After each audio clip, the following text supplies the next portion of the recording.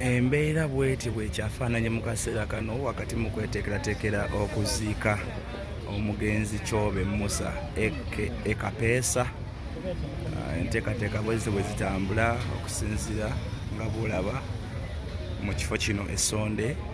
Essonde kisangibwa Namugongo oba kisangibwa mu disitulikiti y'e Mukono mu ggombolola y'e Goma gw'ava e Kampala otuuka e Kireka ng'odda ku Namugongo Road otuuka e Kyaliwajjala ng'odda siro ku Namugongo Road akatawuni bakayita Essonde. So embeera bweti bwefaanana awaka we wano awamaze okuba nga wateekebwateekebwa obulungi ennyo awagenda okubeera okuziika kwa muganda waffe Kyobe oba kapeesa.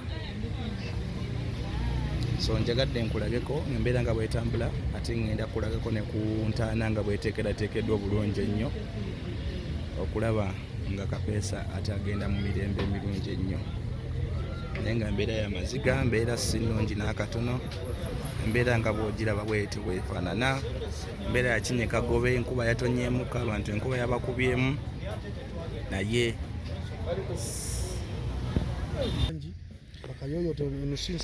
so entaana ya muganda waffe bweti bwe bagikoze kapeesa bweti bwefaanana.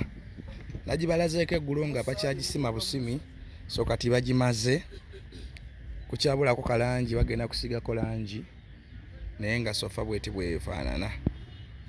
Era wano kapeesa wagenda okwebaka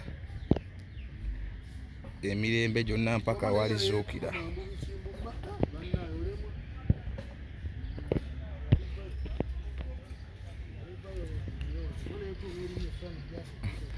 So bino bye bijja by'abakadde be bajjajja aba bamusookayo